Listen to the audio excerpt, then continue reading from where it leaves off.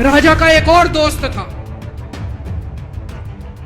वो दोस्त इतना गंदा था कि उसने कुछ अंतरराष्ट्रीय खिलाड़ी महिलाओं के साथ बदतमीजी करी,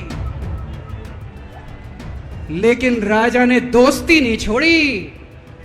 मजाल जो उस दोस्त के ऊपर कोई आंच आ जाए, राजा उस दोस्त के साथ खड़ा रहा, लेकिन उसने खिलाड़ियों का सुना। राजा का एक और दोस्त था। उस दोस्त ने किसानों के ऊपर गाड़ी चढ़ा दी, रौंद दिया, कुचल दिया किसानों को। राजा ने अपनी दोस्ती नहीं छोड़ी। इस बात पे तो दाद देनी पड़ेगी कि राजा दोस्तबाज था, एक नंबर का दोस्तबाज था। चारों तरफ अत्याचार हो गया, चारों तरफ देश के अंदर इनके अपने लोग जो थे वो बलात्कार करने लगे, गलत काम करने लगे, हाहाकार मच गया। जो राजा के खिलाफ बोलता, राजा उसको पकड़ के जेल में डाल देता। एक दिन एक पत्रकार ने कार्टून बना दिया राजा के खिलाफ, उस पत्रकार को उठा के जेल में डाल दिया। एक दिन एक किसी पत्रकार ने उनके खिलाफ कुछ लिख दिया, उसको पकड़ के जेल में डाल दिया। जो राजा के खिलाफ बोले उसका बेड़ा गर्क। कोई जज अगर उस राजा के खिलाफ ऑर्डर करता था, राजा उसको बख्शता नहीं था। चारों तरफ अत्याचार, महंगाई, बेरोजगारी। ऊपर आसमान में देवता ये सब देख रहे थे कि पृथ्वी के ऊपर कितना घनघोर अत्याचार हो रहा है। सारे देवता इकट्ठे हुए, देवताओं ने मीटिंग करी।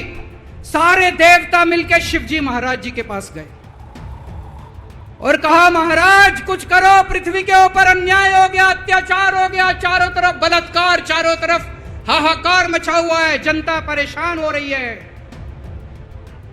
पृथ्वी जी, शिवजी महाराज जी ने अपनी तीसरी आंख खोली और दोस्तों यहां प्रचंड पृथ्वी के ऊपर अजीब अजीब घटनाएं घटने लगी। उज्जैन के अंदर महाकाल की 6 सप्तऋषियों की बड़ी बड़ी 10 फुटा भारी भारी मूर्तियां थी। एक दिन बारिश और तूफान आया और 6 की 6 मूर्तियां टूट गई। लोगों ने कहा बड़ा अपशकुन हो रहा है, बड़ा अपशकुन हो रहा है। एक दिन एक ट्रेन एक्सीडेंट हो गया, 250 से ज्यादा लोगों की मौत हो गई। लोगों ने कहा बड़ा अपशकुन हो रहा है। और एक दिन घनघोर बारिश आई, तूफान आया, ऊपर से आकाशवाणी हुई। सारे देश की जनता को भगवान ने कहा कि आप महान देश के लोग हो, क्या कर रहे हो, उठो, खड़े हो जाओ और इस अहंकारी राजा के खिलाफ सब लोग मिलकर आवाज उठाओ। भगवान आपके साथ है। और उसके बाद दोस्तों सोई हुई जनता जाग गई और 1 साल के अंदर उस अहंकारी राजा का राजपाट जनता ने उखाड़ के फेंक दिया। और उसके बाद वो महान देश दिन दूनी रात चौगुनी प्रगति करने लगा। ये कहानी बड़ी पवित्र कहानी है। इस कहानी को सुनने से और सुनाने से परिवार का, समाज का और देश का बहुत भला होता है। इसे ज्यादा से ज्यादा शेयर कीजिए, ज्यादा से ज्यादा लोगों तक पहुंचाइए ताकि ज्यादा से ज्यादा लोग इसे सुन सकें, इसे समझ सकें।